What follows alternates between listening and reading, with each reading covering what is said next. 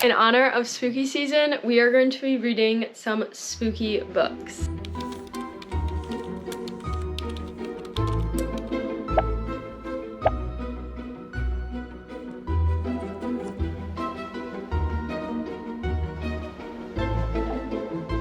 I have 4 books I want to read for this video, and we'll be getting gradually more spooky as we go. But the first book I'm going to be reading is a romance by Ashley Poston. I love her. I've read A Novel Love Story and The 7-Year Slip. A Novel Love Story got 4.5 stars, and then The 7-Year Slip got 5 stars, so I love her works. And today we're going to be reading The Dead Romantics, which is spooky in the aspect that there are ghosts involved. If you don't know Ashley Poston, she does magical realism. I feel like this is definitely going to be the least spooky out of the 4 books I have.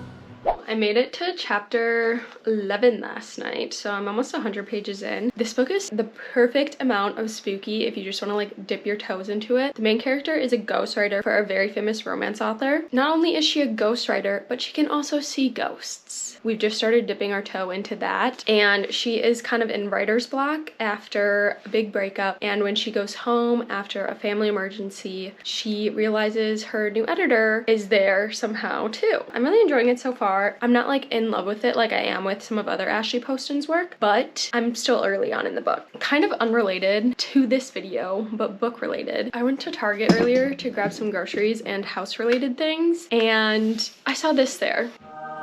Yes, this is a special edition of Beach Read, and I just need your guys' opinions. I've never been a special edition person or to get really the hype about owning multiple copies of the same book, because I have Beach Read in paperback, and I saw Emily Henry posting about this, and I was like, I'm not going to get that, spend my money on a book I already own, you know? But then I saw this in Target, and I was like, oh my god, it's so stunning, and I just need to tell someone about it and how I felt when I saw this. Beach Read is probably my favorite book of all time, dare I say, top 5 for sure. So when I saw this, I was like, wow, I need this. But then,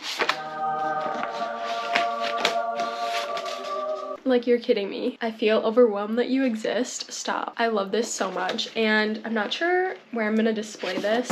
It's stunning. I think I've reread Beach Read 3 times, and I definitely reread it again. And I guess this one has a bonus chapter. I guess I do get that, and it was 30% off, so I'm like, you know, it's fine. But I guess, what are your guys' opinions on special editions? I'm just like in love with it. How can you not be? It's so beautiful.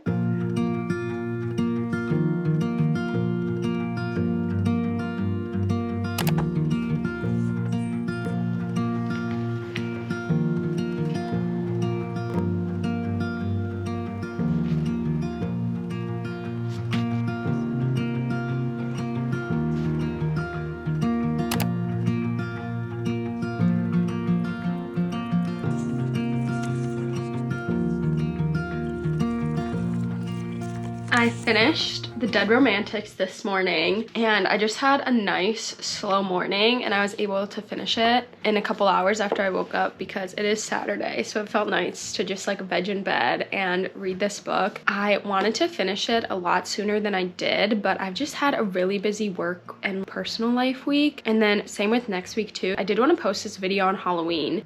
I really enjoyed it. The concept is so unique, and that's what I love about Ashley Poston's books, is the magical realism aspect and how that is very central to the plot. The magical realism in this is that the female main character sees ghosts. A lot of this book takes place in the hometown of the main character, which is very small, but she lives in New York because she is also a ghostwriter who sees ghosts. And also the twist with that and how that came to be, which we find out at the end, was really serendipitous, I feel like, and I enjoyed that a lot. When we got to the 80% mark, I wasn't really sure how I felt about where the romance was going. I was like, oh, that seems way too easy, that's just how this is playing out. But I did actually really enjoy how it wrapped up. I thought it would just go feel one way the whole time, and that's what the characters thought, so it makes sense that the reader, myself, thinks that as well. I did enjoy it when it wrapped up, but I did have a feeling of, ugh, I don't think I'm gonna like this. But nope, proved myself wrong. There are a lot of themes of death, grieving, saying goodbye, and impermanence in this book. The female main character's family owns a funeral home. Like I mentioned, the majority of the book takes place in the hometown where the funeral home is, and so you get a lot of the family dynamics, but also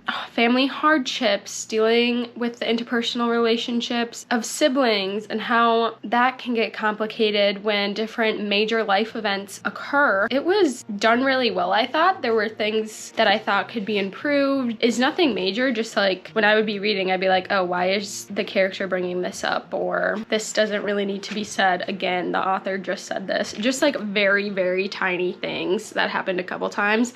I will say too, I laughed out loud a few times when I was reading this book. If I was reading this in public, people would be like, what is this girl reading? Like, why is she freaking out right now? Yeah, the main character was funny. I'm not exactly set on a rating yet. I think it's gonna be around the 4-star range. I do think this is my least favorite Ashley Poston romance, but I did still have such an enjoyable time reading it that I would absolutely recommend it if you have read her other works. I thought this was great for the spooky season because of the death aspect I mentioned and the ghost aspect, and there were always like a murder of crows around, which contributed to that kind of ambiance. Would recommend for this fall time. Feels very magical. On the spookiness scale, it was kind of where I thought it would be, and that it would be like less spooky, more heartfelt. The next spooky read I will be picking, which I think might be a little more spooky, is One for My Enemy by Olivia Blake. This is a fantasy romance, but it's set in New York City, modern day, and it's following 2 rival witch clans. My guess is that a witch from one clan and a witch from another clan fall in love. So I haven't started it yet. I did read the first page. It lists all the characters, which is really fascinating to read about the placement of the characters we're going to be reading about. But yeah, I'm just going to dive into this today and see how far I get.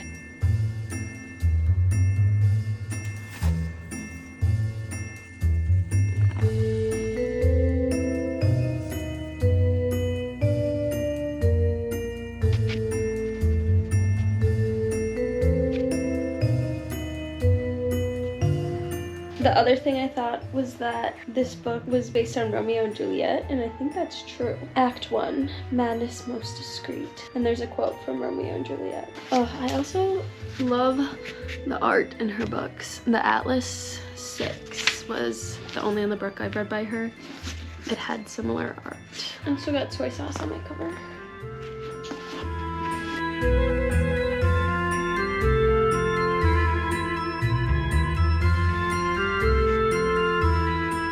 Okay, I just finished Act 1 and starting Act 2 now. This is definitely based on Romeo and Juliet. The book is split up into 5 acts, like a play. So definitely Shakespeare, Romeo and Juliet inspired. I can't remember if I read Romeo and Juliet in high school. I might have. I'm really enjoying it so far. We just kind of got the 2 main love interests to meet. It's kind of reminding me of like a crime bosses and shows that have that aspect and like warring bosses because of the 2 families. And there is some illegal activities going on with both of the families. That's where you're getting a glimpse into. I love her writing. I've had to look up words that I don't know. Am I pronouncing them right when I say it? No. Sacrosanct? Sacrosanct. Sacrosanctity, regarded as too important or valuable to be interfered with. I'm kind of getting that feeling again that I get when I read books I love. Daisy Jones and the Six, Red Rising. I just said it kind of about Ashley Poston's work. Just that I'm like amazed not only that these authors can come up with ideas for these books, but also the execution of how the story is put together and the characters are fleshed out and how the reader perceives that. I just keep getting amazed by that, and that's why I love reading. It's so cool to be able to experience that feeling with a new book, with a book I've loved. Beach Read, I talked about that earlier in this video. That's another one of the books where the feeling it evokes is insurmountable. just using some really fancy words there, but it's true. I just love these books so much and appreciate how much of a feat it is to really evoke this feeling from consumers of the stories. If you're an author, if you know any authors, tell them thank you, because it's really beautiful to get to experience this. Hello, it's the next day and I'm almost to Act 3 on One for My Enemy by Olivia Blake. It's really progressing very quickly, which makes sense. I feel like the romance just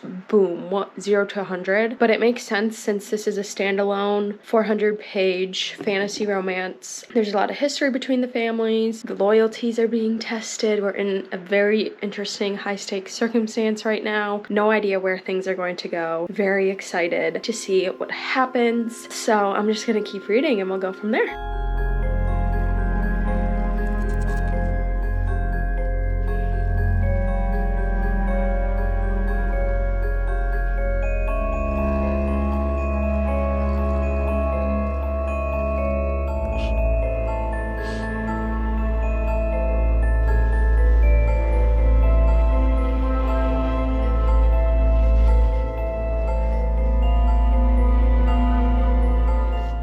I finished One for My Enemy. It got so good, you guys. At the end, I was like, what's gonna happen? I have no idea what's going on. And then it actually made a lot of sense. How it ended, I was like, oh, okay. But it was really good. I had so much fun reading this book. If we're rating spookiness on a scale of like none, low, moderate, high, extreme, I would say this was a low. Same with The Dead Romantics. There was like spooky things in this book. There was resurrections, of course there was witches, there was crime families, but I never really felt spooked, even though there was literally like a haunting. I guess it could maybe be like the low to moderate range, so I think this was a good second pick for this video. Hopefully we'll just be getting spookier and spookier in our next 2 books. I know the last one I'm planning to read is very spooky from what I've heard, so excited for that. I thought the setting of this book was great. It was in Manhattan. There were so many characters because the families are quite large, and then you also have the characters they interact with. There was like one character, his name was The Bridge, and I thought he was very interesting. The epilogue was about him and I was like, ooh, it left it a little ambiguous, but it was still exciting and I thought it wrapped up really nicely. I did not expect what happened to happen, but it did. I love when that happens. What happens? Happens. How many times can I say happen in one sentence? Anyways, would recommend if you are looking for a good fantasy romance. I was like getting so giddy and excited and like, oh, what is gonna happen? Because of the romances and also just because of the crazy things these characters did.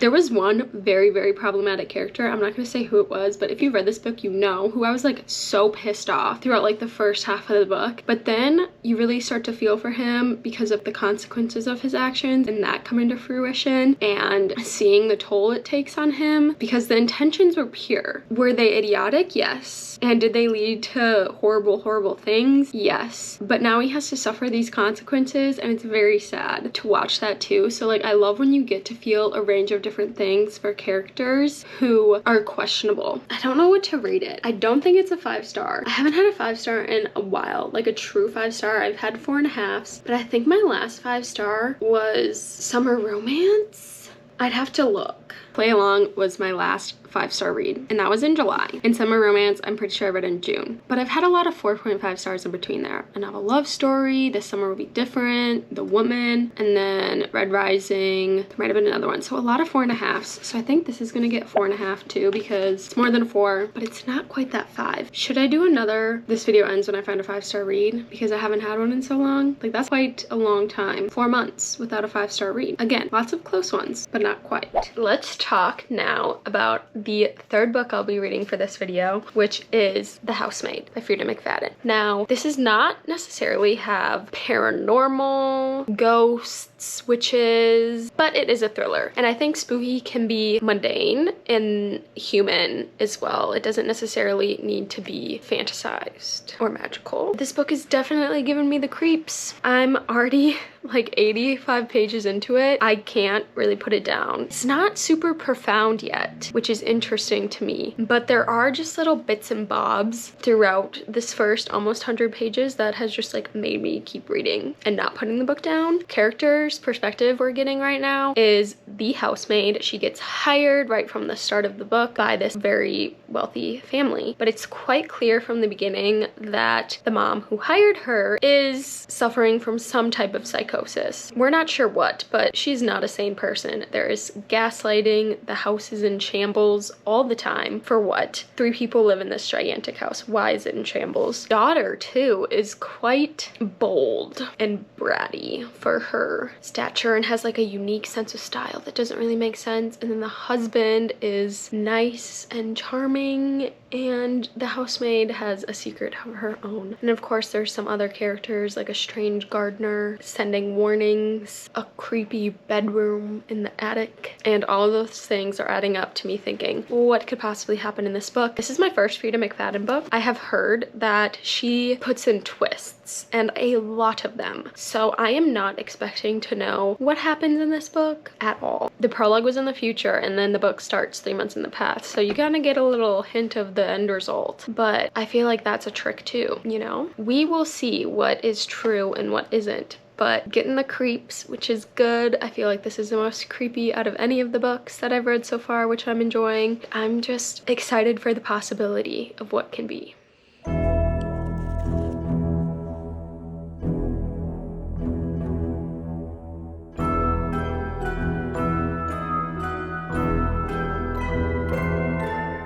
I'm almost to part 2, which I just learned. There is multiple parts in this book, and everyone in this book is crazy. The things that have happened and are happening right now, I'm like, something is not right. I'm really flying through it though. I think I'm over half. Again, I think everybody in this book is just nuts.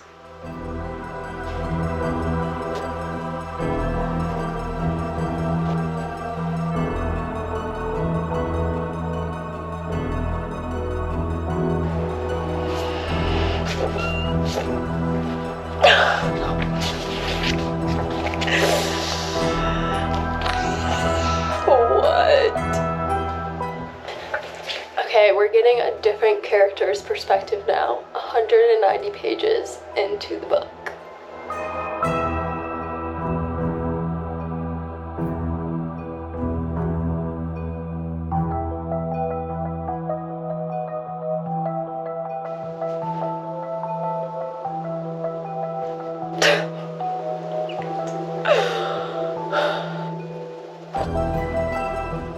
I freaking knew it, kind of. But there's gotta be more twists because that's a lot of book to get through. So I think there's 3 parts.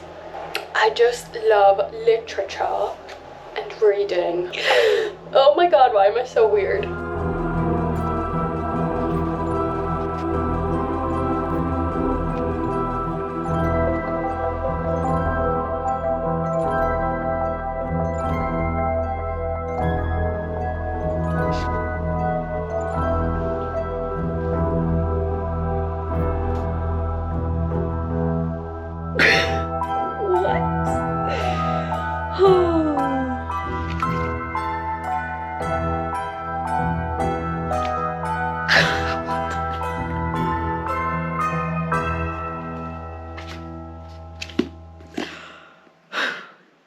We finished The Housemaid. I read this book in like a full 24 hours. It's the same day as earlier, by the way. I just changed.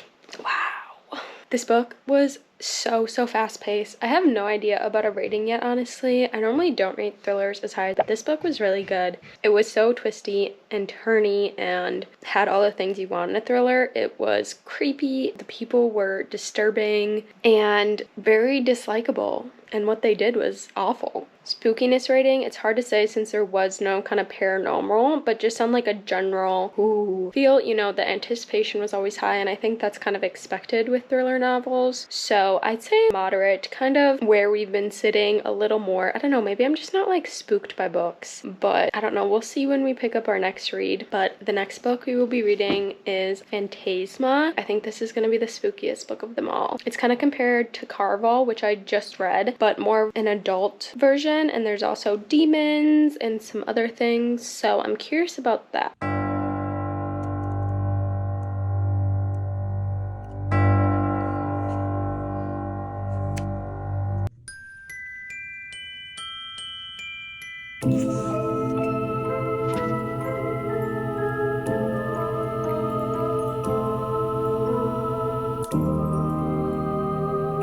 I made it a little past page 100 last night, and they have officially entered Phantasma, which is a game put on by devils. People enter this game to win this prize. I'm not exactly sure what the prize is. Maybe it depends on who wins, like they get a wish or something. There's a lot of interesting creatures. The main character is a necromancer, which is already spooky in its own right, and we're getting like apparitions and ghosts, and we just met our first devil, hauntings and creepy stuff, so it's definitely giving all the creepy vibes. I wasn't sure how I would feel about that, but I'm enjoying how it's being done in this book. The anticipation is good, the main character and the concept is fun to follow, so that's really enjoyable. Little background, I did feel like it took a little bit too long. We're already over 100 pages in and Phantasma just started. There was a lot that happened before that was a little slower, but I think it seemed necessary to kind of get the background of the characters. The main character entered Phantasma because she thinks her sister is there and she's looking for her, and right before this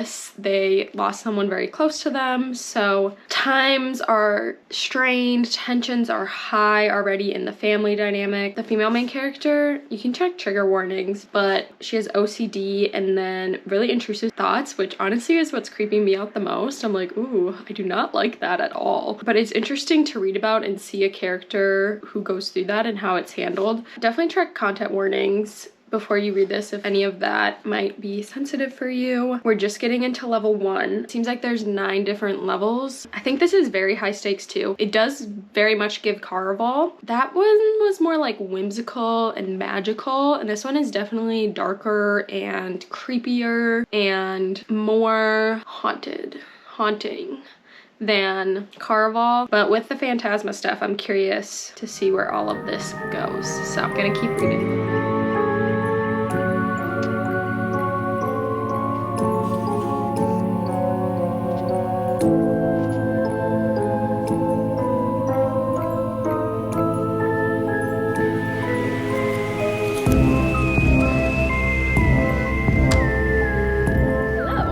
Officially finished Phantasma. I think I'm gonna give it 4 stars, and I really enjoyed this book. The spooky vibes were great, although not comparable to watching a spooky movie, and I think that makes sense since you can like hear the music and see things, whereas reading is kind of a different experience than that, but it definitely had spooky things. Blood, gore, phantoms, devils, hauntings, and the levels were kind of crazy, like very high stakes, and just got crazier and crazier. There was an insane twist at the end that I did not see coming at all. Did not see it coming from a mile away. Like, I had no idea this thing would happen, and I love when that happens in books, and it happened in this book. I will say there could have been more development of the characters, but I really liked them overall. I didn't really have a big problem with it. The main character has OCD, which I think I mentioned. The romance was good. Loved the romance. Spice rating, like 3 peppers out of 5. I'm excited for the next one. I think we're following the sister. I can see why they make comparisons about this and Caraval, but I will say this is a lot different. I think the concept is kind of the same with the game and winning a wish and like that, but what makes it different is the characters, what's actually happening in the book, and, you know, the outcome of everything. The romance is different, of course. There was side characters who you were not rooting for. Overall, would really recommend this book. Even if you do like Caraval, I feel like you would like this as an adult version. It was a good time. I had a lot of fun reading this, and I would recommend it. That comes to the end of this spooky season, reading spooky books. It's already